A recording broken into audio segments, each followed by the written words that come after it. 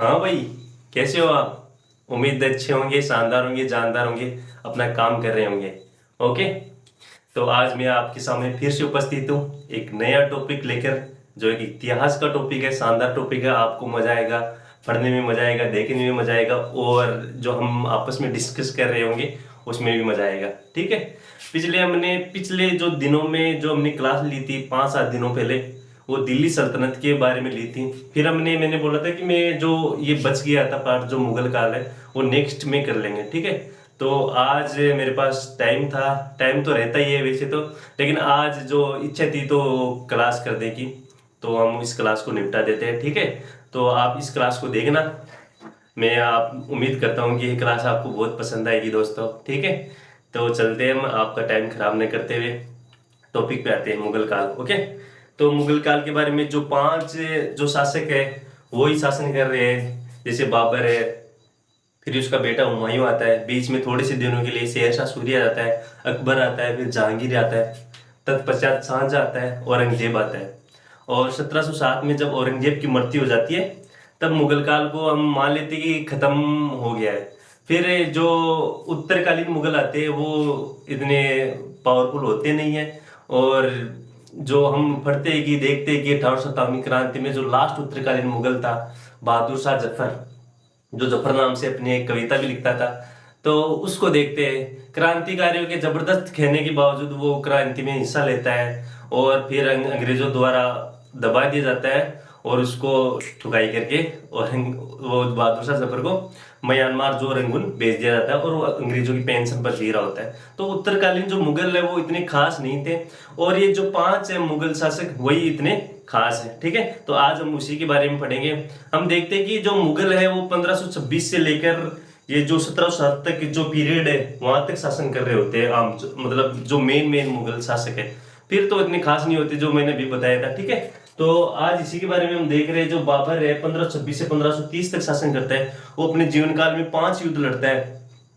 ठीक है। और 5वें युद्ध में वो जीत हासिल करता है, और 1530 में उसकी मृत्यु हो जाती है। और बाबर को जो है फिर आगरा के जो आराम बाग में उसमें दफनाया जाता है। फिर हम देखते हैं कि उसको काबुल में, यहाँ से आराम बाग से निकाल कर काबुल में दफनाते हैं। ठीक है। हम देखते हैं कि जो बाबर है उसको तुर्की भाषा भी का अच्छा नॉलेज था, इसलिए उसने बाबरनामा लिखी थी। और उसे न केवल तुर्की भाषा का अच्छा नॉलेज था, वह अरबी और फारसी भी अच्छी तरह से जानता था। ये हम आगे देखेंगे। ठीक है। फिर हुमायूं आता है। हुमायूं का इतना खास शासन है नहीं। वो उसके जो 4 भाई है उसको वो अपने जो क्षेत्र वो विभाजित करता है। हुमायूं शासन तो करता है, लेकिन जो अफगान शासक है शेरशाह सूरी, उसको युद्ध में हराता है। जैसे देवरा का युद्ध है, सरहिंद का युद्ध है, मेन युद्ध है जो चौसा का युद्ध जो 1539 में हुआ था शेरशाह सूरी हुमायूं के बीच में, जिसमें शेरशाह सूरी जीतता है। उसके बाद में जो कनौज है या बिलग्राम का है, उसमें भी क्या कौन जीतता है? शेरशाह सूरी। और हुमायूं गिरते पड़ते ही अपनी जिंदगी निकालता है। ठीक है। एक इतिहासकार हुआ लेन पॉल, उसने तो कहा है कि जो हुमायूं है ना, वो अपनी जिंदगी को ऐसे ही लड़ते पड़ते और गिरते अपनी जिंदगी को यूं ही तमाम जिंदगी वो जीता है। ठीक है। क्योंकि वो लास्ट में जो दीन पनाह जो एक शहर है उसमें अपनी जो लाइब्रेरी पुस्तकालय वहां की सीढ़ियों से गिर जाता है, उसकी मृत्यु हो जाती है। फिर अकबर 1556 से लेकर 1605 तक शासन करता है। ये जो शासक है ये सबसे बड़ा शासक है, और क्वेश्चन भी अकबर से ही लगभग पूछ लिए जाते हैं एग्जाम में। ठीक है। अकबर है जो हमीदा बानो बेगम का जो बेटा है, ठीक है, जो वहां से ये शासन करता है। और इसने बहुत सारी जो दास प्रथा का अंत किया है, इबादत खाने का जो चीजें जजिया को समाप्त करता है, तीर्थ यात्रा कर वो जो लाता है। ठीक है। ये सब जो चीजें वो अकबर ने चालू की थी। फिर जहांगीर आता है। जहांगीर को जो चित्रकला का वो इसके चित्रकला का श्रवण काल जहांगीर के शासन काल में आता है। कहते हैं कि जो जहांगीर है वो मतलब जो चित्र को देखते ही बता देता था कि ये किसकी चित्र करती है। ठीक है। फिर शाहजहां के जो काल को स्थापत्य कला का श्रवण काल कहते हैं, क्योंकि इसने जो ताजमहल है, लाहौर में शीश महल है, दीवाने आम है, दीवाने खास है, ये सारी चीजें जो निर्माण किया था किसने? शाहजहां ने। फिर औरंगजेब है। औरंगजेब से पहले जो इसका बेटा था दारा शिकोह, वो भी अच्छा रोल कर रहा होता है। फिर औरंगजेब आता। औरंगजेब ने अपने जो 2 बार इसने शासन किया था। पहले इसने जल्दबाजी में आगरा में जो कोरोनेशन की थी, और उसके बाद में जो दिल्ली में इसने की थी। ठीक है। फिर बहादुर शाह प्रथम, ये सब जो उत्तरकालीन मुगल है इतने खास नहीं है। ठीक है, तो दोस्तों आज हम चलते हैं और इन्हीं के बारे में छोटा मोटा ज्ञान लेने के प्रयास करते हैं। ओके, ये जो लिखा है इसको थोड़ा मैं बड़ा करने का प्रयास करता हूँ, है ना। बड़ा हो गया।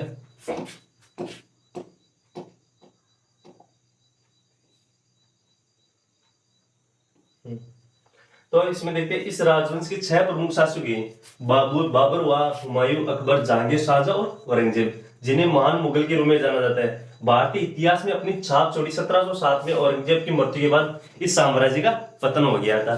फिर उत्तरकालीन मुगल आ जाते हैं, हमने बार बार पढ़ाया, बार बार देखा है। जिसकी स्थापना 1526 में, किसकी स्थापना, ये जो मुगल है उसकी स्थापना 1526 में बाबर द्वारा पानीपत की पहली लड़ाई में इब्राहिम लोदी को हराने के बाद हुई थी। हमने जो दिल्ली सल्तनत पढ़ा था उसमें जो लोदी वंश पढ़ा था, हमने देखा था कि जो पहले जो लोदी वंश है उसकी स्थापना बेलोर लोदी करता है, फिर वो सिकंदर लोदी आता है और तत्पश्चात इब्राहिम लोदी आता है। इब्राहिम लोदी सल्तनत काल का लास्ट रूल मतलब शासक होता है। और उसके ही काल में जो इब्राहिम लोदी, उसी के काल में कौन आता है, बाबर आता है। और इब्राहिम लोदी को पानीपत में की लड़ाई में हरा दिया जाता है। पानीपत अपने हरियाणा में है, ठीक है, तो उसी में वो बाबर हराता है और भयंकर तरीके से हराता है उनको, क्योंकि बाबर लाया था अपने वो तोप से, वो सबको जो तोप से फैले से डर जाते सैनिक और भाग इधर उधर भागते हैं, वो मतलब आराम से जीत जाता है जो बाबर है। कहते हैं कि जो बाबर है उसको नहीं होता, उसके चाचा दौलत उसने दिया था कि आप आओ और इसको हटाओ। ठीक है, तो मैं इसमें 4 जो युद्ध है उसमें जो लिखता हूँ ना, पहला था इसने जो लड़ाई लड़ी थी पानीपत की लड़ाई,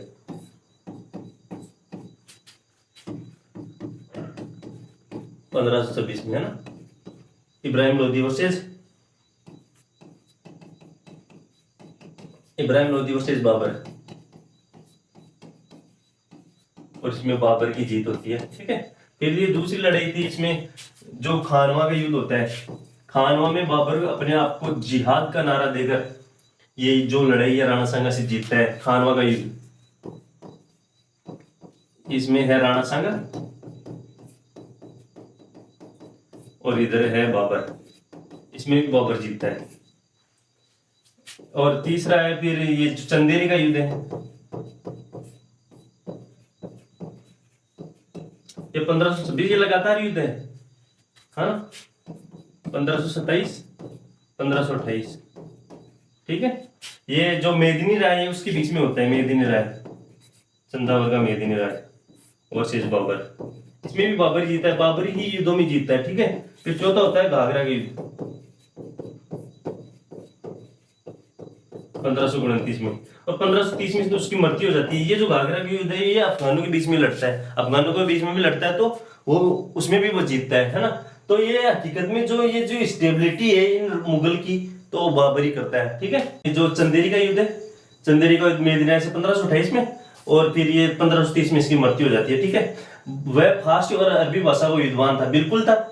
उसने अपनी आत्मकथा तुझे के बाबरी में तुर्की भाषा में लिखी थी। तुर्की भाषा को हमें जो है चगताई भाषा के नाम से भी जाना जाता है। ठीक है, ये कई बार जो ऑप्शन में वो तुर्की ना देखें, जो तुर्की भाषा है वो न डालकर जो एग्जामिनर है वो चगताई भाषा भी लिखता है। ठीक है, जो एक मिनट, चगताई भाषा भी लिखता है ना, चगताई भाषा, इसका भी जो उल्लेख करता है। चगताई भाषा को ही तुर्की भाषा के नाम से हम जानते हैं। अनुवाद क्या है, ये जो बाबरनामा है ना, बाबरनामा जो बाबर की आत्मकथा है, बहुत बार क्वेश्चन आता है यहाँ से, बाबर की आत्मकथा क्या नाम है, बाबरनामा। और इसमें इसका जो ये तुर्की में लिखी थी बेसिकली, मैंने पीछे बताया था कि बाबर को तुर्की भी जानता था, वरना केवल तुर्की जानता बल्कि वो अरबी और फारसी का भी बहुत अच्छा ज्ञाता था। ये इसका जो बाबरनामा का जो वो जो अनुवाद है ना वो फारसी में किया था अब्दुल रहीम खान खाना ने। ठीक है, ये भी आपको ध्यान रखना। ओके, फिर हुमायूं आता है। ओके, मैंने बता दिया कि बाबर को जो बाबर की 1530 में मृत्यु होती है तो उसको वहां पे काबुल में दफना दिया जाता है। पहले उसको आरामबाग में, आगरा के आरामबाग में दफनाता है, फिर उसको वहां पे दफनाते हैं। ठीक है, और तो क्या है बाबर के बारे में इतना ही है, युद्धों के बारे में पूछते हैं अक्सर। ठीक है, और वो जिहाद का नारा दिखता है खानवा के युद्ध में। ठीक है, और वैसे उसके बारे में तो कहानियां तो बहुत सारी है कि वो मतलब जब पानीपत का प्रथम युद्ध होता है तो सैनिक बाबर के भी जो थक जाते हैं, सैनिक होते हैं, सबके थकते हैं, तो बाबर के भी थकते हैं। वो फिर वो अगले साल जब युद्ध में आता राणा सांगा के सामने, तो राणा सांगा की तो वैसी सेना बहुत मजबूत थी, तो अपनी सेना को मतलब मजबूत थी, तो उसकी सेना राणा सांगा की सेना को देखकर घबरा जाती है। लेकिन बाबर है वो मोटिवेट करता है अपनी सेना को। एक कहानी है कि वो बताता है कि वो अपने आप को जिहाद का नारा देता है। और हम मुहिम फिल्मों में भी देखते हैं। फिर वो जो शराब पीता है बाबर, वो बोले कि आज के बाद में हम पेग नहीं बनाएंगे, ठीक है। वो शराब है, जो शराब की जो सारी बोतलें वो बाहर लाकर वो फेंक देता है। और अपनी जो जनता है उसको बोलता है कि आज के बाद भाई रे आप शराब का हाथ ही को लगाओ, ठीक है। लेकिन वो ऐसे अपनी सेना को मोटिवेट करता है। और राणा सांगा को मतलब उसकी निश्चित थी कि जीत उसी की होगी, लेकिन इतिहास को कुछ और मंजूर था कि वो जो खानवा के युद्ध में वो राणा सांगा हार जाता है, ठीक है। ये कहानी आप देख लेना, आप भी पढ़ लेना, ओके। ये जो एग्जाम की दृष्टि से तो इतना खास है नहीं इनके बारे में। फिर हुमायूं 1520 में बाबर की मृत्यु के बाद उसका पुत्र हुमायूं उसका उत्तराधिकारी बना, ठीक है। हुमायूं का अर्थ है भाग्य, लेकिन हुमायूं दुर्भाग्य ही है हुमायूं के तो, ठीक है। लेकिन क्योंकि वो अक्सर वो चलता फिरता ही रहता है, कभी स्टेबिलिटी पाता ही नहीं है। क्योंकि जो उसके काल में जो बाबर का सेनापति हुआ था, तो वो शेरशाह सूरी, उसी से वो लड़ता झगड़ता रहता है और लड़ते झगड़ते उसकी मृत्यु हो जाती है। तो क्या ही का भाग्य, लेकिन वो मुगल साम्राज्य का सबसे दुर्भाग्यशाली शासक बना रहा।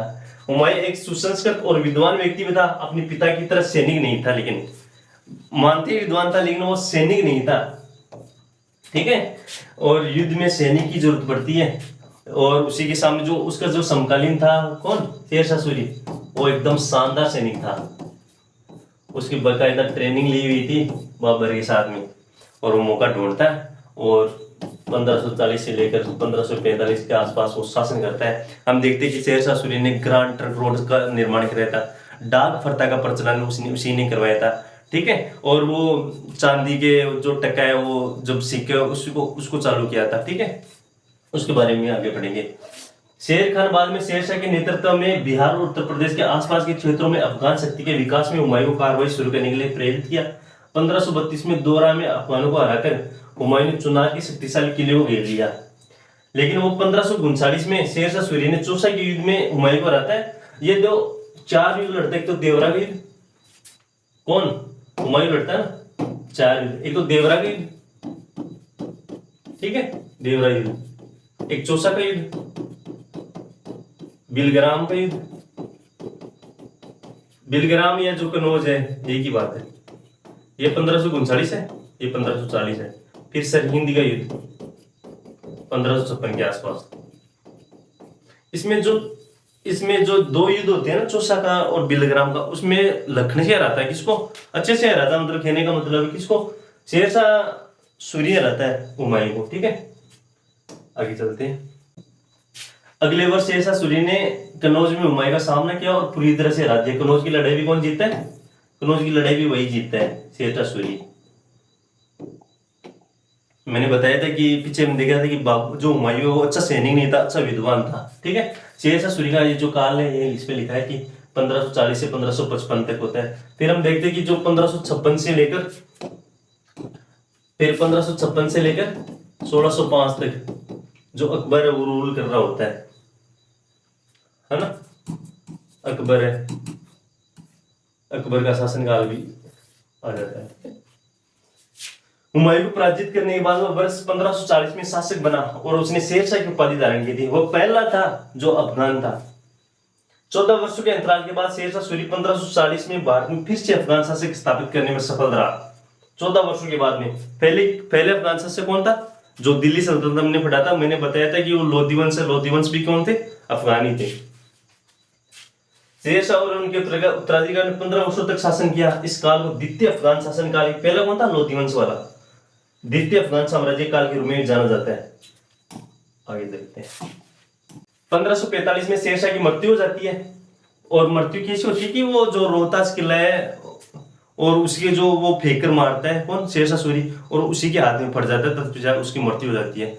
और जब वो ऐसे युद्ध में जो शामिल होता है तब उसकी उम्र बहुत ज्यादा होती है, किसकी, शेरशाह सूरी की। फिर वो हिम्मत करता है और युद्ध लड़ाई लड़ता है, ठीक है। उन्होंने अपने सरकार को अत्यधिक केंद्रीकृत बनाया, राजा को महत्वपूर्ण मंत्रियों द्वारा सहायता प्रदान की, और उसने ये जो 4 चीजें वो चालू की थी, जिसमें दीवानी विजारत है, दीवानी अरीज, दीवानी रसालत, इसके बारे में पूछ लिया जाता है। दीवानी रिसालत, तो इसके बारे में ध्यान रखना, विदेश मंत्री को बोलते हैं। दीवानी इंसा, ये किसने चालू की थी? ये जो शेरशाह सूरी ने चालू की थी। 1540 से 45 तक अपने 5 साल के शासन के दौरान उन्होंने एक नया आर्थिक और सैन्य प्रशासन स्थापित किया था। टंका से पहले रुपया जारी किया, और भारतीय उपमहाद्वीप की डाक व्यवस्था किसने आयोजन की थी? शेरशाह सूरी ने। उन्होंने ग्रैंड ट्रंक रोड का भी विस्तार किया। उसने दिल्ली में एक नए 4 द्वारी वाले शहर का निर्माण शुरू किया, जिसे बाद में पुराना किला के नाम से जाने लगा। उन्होंने सासाराम में अपना मकबरा बनाया, और सासाराम में ही शेरशाह सूरी को दफनाया गया था। तो हम कहा इसका सासाराम में है। सासाराम कहा है? बिहार। जब हुमायूं 1540 में बात छोड़ा तो उसने सिंध जाते समय हमीदा बानो बेगम से विवाह किया था, और हमीदा बानो बेगम से ही जो अकबर की प्राप्ति थी। अकबर जब अमरकोट में रुके थे तो राणा जो उसकी वही राणा जो प्रसाद द्वारा शासित एक हिंदू राज्य था, जहां अकबर का जन्म 1542 में हुआ था। इस बीच में भारत में सूर्यवंश का तेजी से पतन हो रहा था। सूर्यवंश जो शेरशाह सूरी वाला, 1555 में हुमायूं ने अफगानों को हराया और मुगल शासन को पुनः प्राप्त किया, लेकिन 6 महीनों के बाद 1556 में अपने पुस्तकालय की सीढ़ी से गिरने के कारण उनकी मृत्यु हो जाती है। उनकी जीवनी हुमायूं गुलबदन बेगम, जो उनकी बहन थी, ने फारसी में वसम लिखा, उन्हें दिल्ली में ही दफना दिया गया था। फिर अकबर के जो शासन को, इसको हिंदी का श्रवण काल कह सकते हैं हम, हिंदी का श्रवण काल।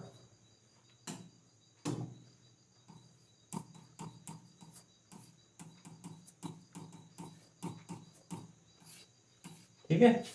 हुमायूं की मृत्यु के समय अकबर केवल 13 वर्ष का था, और जो एक संरक्षण था बैरम खान, उसके वो शासन कर रहा था। जब उनके पिता की मृत्यु हुई तो अकबर पंजाब के कलानौर में थे उनके, और इसलिए उनका राज्याभिषेक 1556 में कलानौर में ही हुआ था। यहाँ बैरम खान और उनके जो संरक्षक थे, ठीक है, जिन्होंने 1556 से 1560 तक मुगल सम्राट के शासन के रूप में कार्य किया था। फिर जो उनके शासनकाल की प्रमुख उपलब्धियां, पानीपत का जो दूसरी लड़ाई है, पानीपत की पहली लड़ाई बाबर ने लड़ी थी, और दूसरी लड़ाई जो है अकबर ने लड़ी थी। किसकी विरुद्ध? जो हिंदू राजा हेमू विक्रमादित्य के साथ लड़ी थी इसने 1556 में। ठीक है।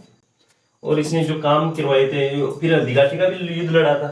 हम बोलते हैं कि हल्दीघाटी का जो युद्ध है वो अनिर्णायक था, इसमें न तो महाराणा प्रताप की जीत हुई और न ही अकबर की जीत होती है, लेकिन हम मानते हैं कि महाराणा प्रताप की जीत हुई थी। ठीक है। हल्दीघाटी के युद्ध में राणा प्रताप सिंह 1576 में मान सिंह के नेतृत्व में वाली मुगल सेना से बुरी तरह हार गए थे। मेवाड़ की हार के बाद अधिकांश प्रमुख राजपूत शासक ने अकबर की दीनता स्वीकार कर ली थी।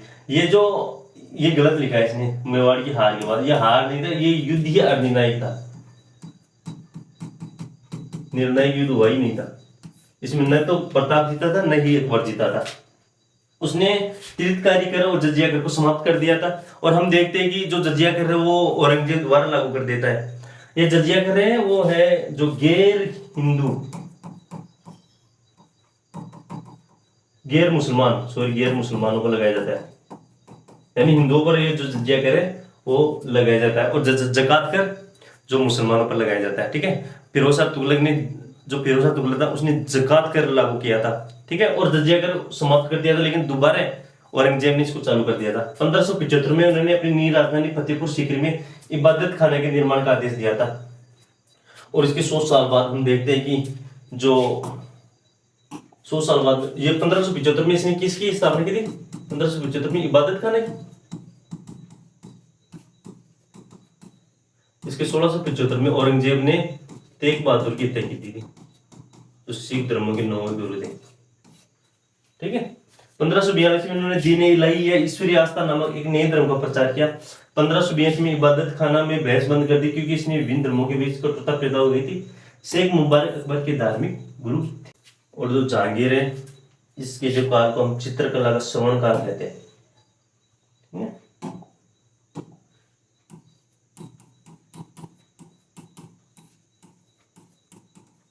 चित्रकला का श्रवण काल 1605 से लेकर 1627 तक। अकबर के बाद उसका पुत्र, इसका जो बचपन का नाम था सलीम, और इस सलीम ने जो शादी की थी वो नूरजहां से की थी। ठीक है। और नूरजहाँ की जो माता थी असमत बानो बेगम, उसने इत्र की जो गुलाब से इत्र बनाने की विधि है वो सर्वोत्तम खोज की थी। ठीक है। उसके अकबर के बाद उसके पुत्र सलीम ने जहांगीर की उपाधि धारण की। वह एक राजपूत प्रतिनिधि अकबर का पुत्र था। जहांगीर के शासनकाल में 2 अंग्रेज विलियम हॉकिंस और सर टॉमस रो भारत आए थे। राजा जेम्स प्रथम सूरत में एक ब्रिटिश कारखाना स्थापित करने की अनुमति प्राप्त करने में सफल रहा। 1611 में जहांगीर ने मेहरुनिसा का जो नाम है वो नूरजहाँ है। नूरजहाँ वो क्या है था कि जो सलीम में जो जहांगीर है वो नवरोज की त्योहार पर जाता है और नवरोज के त्योहार पे नूरजहाँ से वो मिलता है। ठीक है। और फिर उसे शादी कर ले जाता है और उसी के से वो जो शाहजहाँ है वो, ठीक है, नाम से जानता है। जहांगीर की मृत्यु लाहौर में और उसे लाहौर में दफनाया गया था। तो जहांगीर का जो मकबरा है वो कहाँ है? लाहौर में है। ठीक है। फिर है शाहजहाँ। शाहजहाँ का जो पीरियड का है वो 1627 से लेकर 1658 तक है। ठीक है। 1627 में जहांगीर की मृत्यु के बाद शाहजहाँ सेना के समर्थन से आगरा के पहुंचा और सिंहासन पर चढ़ा। और शाहजहाँ की जो काल को, स्वर्ण काल को स्थापत्य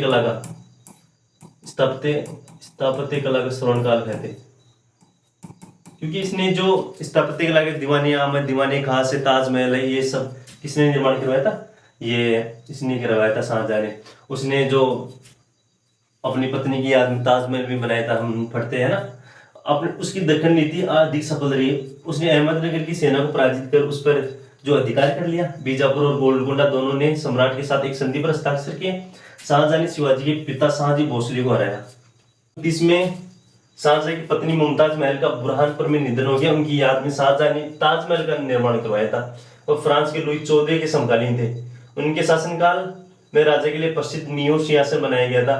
शाहजहाँ के अंतिम दिनों में इनके चारों पुत्र में गद्दी के लिए होड़ मच गई थी। सबसे बड़े दारा शिकोह अपने पिता के चहेते थे। ठीक है। अपने पिता के चहेते कौन से? दारा शिकोह। और दारा शिकोह वो सबसे ज्यादा विद्वान था। कहते हैं कि दारा शिकोह इतना विद्वान था कि उसने जो रामायण है, महाभारत है, ये जो शायरी है, वो चीजें, वो जो धार्मिक ग्रंथ है वो पढ़े थे।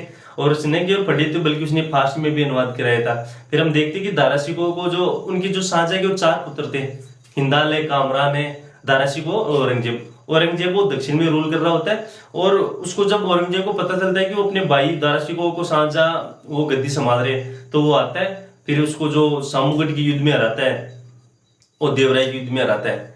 और देवराय के युद्ध में तो न केवल हराता है, उसको जो औरंगजेब ना उसको उसका जो सर है उसको धड़ से अलग करता है और पूरे जो गांव है उसी में घुमाता है। ठीक है। तो मतलब एक वो अच्छा विद्वान था। इतिहासकार कहते हैं कि काश अगर जो दारा शिकोह वो भारत को शासन कर रहा होता तो भारत की छवि शायद अलग होती, लेकिन इतिहास को कुछ और मंजूर होता है। ठीक है। इतिहास अपने आप चलता है। ठीक है। हमारे कहने से तो कुछ नहीं होता। जुलाई 1658 में शाहजहाँ के बीमारी से लौटने के बाद औरंगजेब ने अपने पिता को जुलाई 1658 से जनवरी 1666 में अपनी मृत्यु तक आगरा किले में कैद कर लिया था। ठीक है। औरंगजेब आता है। औरंगजेब शाहजहाँ का तीसरा पुत्र था। उनका जन्म मोहिउद्दीन मोहम्मद अवध छठे मुगल सम्राट थे। मुगल सिंहासन लेने के बाद उन्होंने औरंगजेब आलमगीर की उपाधि धारण की थी। उसने जो दो बार राज्याभिषेक करवाया था, एक बार आगरा में करवाया था जल्दबाजी में और दूसरी बार दिल्ली में करवाया था। दिल्ली में वो देवराय की लड़ाई जीतने के बाद करवाया था उसने। उन्होंने जजिया कर दोबारा चालू कर दिया था। वह इस्लाम में परिवर्तित होने से इनकार करने के लिए सिख नेता गुरु तेग बहादुर, जो सिखों के 9वें गुरु थे, और सिखों के जो 5वें गुरु थे ना, गुरु अर्जुन देव, उसकी हत्या जहांगीर करवाता है। सिखों के 5वें गुरु अर्जुन देव। जहांगीर का एक भाई था खुर्रम की जो कहते कि खुर्रम की सहायता कर रहा था कौन? जो अर्जुन देव है, जो 5वें गुरु है, जिसने अमृतसर की शहर की स्थापना भी की थी। ठीक है। तो जहांगीर के जो भाई है खुर्रम, उसकी सहायता करता है और जहांगीर को पता चलता है। पता चलने के बाद में जो अर्जुन देव है उसकी हत्या कर जाती है। ये जो सिखों के 5वें गुरु है, ये सिखों के 9वें गुरु है। 9वें गुरु की हत्या किसने की थी? गुरु जो औरंगजेब उसने की थी। ठीक है। फरवरी 1707 में अहमदनगर में औरंगजेब की वृद्धावस्था 1800 बहुत साल जी के गया था औरंगजेब तो। 28वीं वर्ष तक जी के गया था। और ये इसके बारे में कहते हैं कि सबसे ज्यादा हिंदू सेना भी किसी के शासनकाल में थी, औरंगजेब के शासनकाल में थी। वो संगीत पर पाबंदी लगा देता है, वो विभिन्न मंदिरों को तुड़वा देता है, ठीक है, ज्वालामुखी माता का मंदिर तुड़वा देता है वो, और जो बहुत सारे हिंदू मंदिर है उसको तुड़वाता है। और संगीत पर बेसिकली वो पाबंदी लगाता है, लेकिन वो खुद वीणा बजाने को अच्छा, वीणा बजाने में अच्छा दक्षता, अच्छा बताता है, ठीक है, अपने आप को। जिसे बहादुर शाह जफर 1775-18 शासनकाल के नाम से जाना जाता। भारतीय मुगल साम्राज्य के अंतिम सम्राट थे, कौन से? बहादुर शाह जफर। बहादुर शाह अकबर शाह द्वितीय के पुत्र थे। उन्होंने ईस्ट इंडिया कंपनी और ब्रिटिश सेना के खिलाफ कई स्वतंत्रता सेनानियों या रानी लक्ष्मी टोपे, मंगल पांडे जैसे नेताओं के साथ 1857 की क्रांतिकाली युद्ध लड़ता है। ये बता रहा है कि लास्ट में बता रहे हैं कि ये जो उत्तरकालीन मुगल है, फर्रुखसियर है, जो नुसरत शाह है, ठीक है, ये जो बहुत सारे उत्तरकालीन मुगल काल है, और लास्ट में जो बहादुर शाह जफर है उसके बाद में क्या हो जाता है, इसकी जो है मृत्यु हो जाती है, मतलब मुगल काल का पतन हो जाता है, ठीक है। और ये क्या है, विजयनगर की स्थापना किसने की थी? हरिहर और बुक्का ने। तो विजयनगर की स्थापना हरिहर और बुक्का ने की थी, दो भाई थे। और ये किसके शासनकाल में की थी? मोहम्मद बिन तुगलक, एमबीटी के शासनकाल में। उन्होंने दिल्ली सल्तनत से नाता तोड़ दिया, कर्नाटक में एक स्वतंत्र राज्य की स्थापना की। 1336 में किसकी स्थापना? ये जो तुंगभद्रा नदी के पास में की थी। तुंगभद्रा है कर्नाटक में, ठीक है। विजयनगर में 4 अलग अलग राजवंशों, संगम, सुलुव, तुलु और अविड, ये याद रखना। फिर बहमनी साम्राज्य हसन खां गंगो ने इसकी स्थापना की थी, ठीक है। ये भी मोहम्मद बिन तुगलक के समय होता। 1330 से दक्कन दिल्ली सल्तनत अधिकार के बीच संघर्ष तेज। 1317 कर्नाटक की गुलबर्मा राजधानी के साथ दक्षिण में एक स्वतंत्र राज्य की स्थापना की थी, ठीक है। और इसने हसन खां गंगो ने इसकी स्थापना की थी। और तो दोस्तों आज इतना ही, हमने ये सब जो मुगल है वो सब पढ़ने का प्रयास किया है, ठीक है।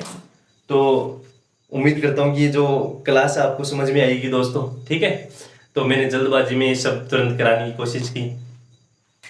तो मैं मानता हूँ कि जो हमने पीछे 2 क्लास लगातार ली थी, दिल्ली सल्तनत वाली, मुगल वाली, ये आप भी इसके बारे में थोड़ा बहुत किताब से पढ़ना और थोड़े बहुत ऑब्जेक्टिव बनाने की कोशिश करना। मैं मानता हूँ कि जो ये ऑब्जेक्टिव बनाओगे आप निश्चित रूप से आपसे बन जाएंगे, ठीक है। और नहीं केवल यहाँ बनेंगे बल्कि आपको एग्जाम में भी इसमें मदद मिलेगी, ठीक है। तो दोस्तों आपसे बात तो क्या करें, यही बात अपनी, तो ठीक है। और तो आपकी जो भी समस्या है, क्यूरिया, मुझे भेज देना, मेल कर देना, ठीक है, सर को बता देना, ओके। और अपनी कोचिंग है वहाँ पे आपको सर को कुछ भी समस्या हो बता देना, ठीक है। जो हम कोचिंग चलाते हैं ऑफलाइन, वहाँ पे आ जाना, ठीक है। कोई भी अगर दिक्कत हो तो बच्चों, तो जो भी हमसे जो थोड़ी बहुत हेल्प होती है वो हम बिल्कुल करेंगे, ठीक है। तो हमारी कोचिंग में आना, आपका सबका स्वागत है, ठीक है। और तो क्या हम वही भी बात कर सकते हैं, है कि नहीं मित्र? तो आप आना, हम सब मिलजुल कर जरूर कुछ नया करने की कोशिश करेंगे। और जो समाज है चाहे जो भी है, हम उसको एक नई दिशा, नई धारा देने की कोशिश करेंगे। तो दोस्तों आज इतना ही, बहुत बहुत धन्यवाद। आपका प्यार, आपका आशीर्वाद यूं ही बना रहे। नमस्कार।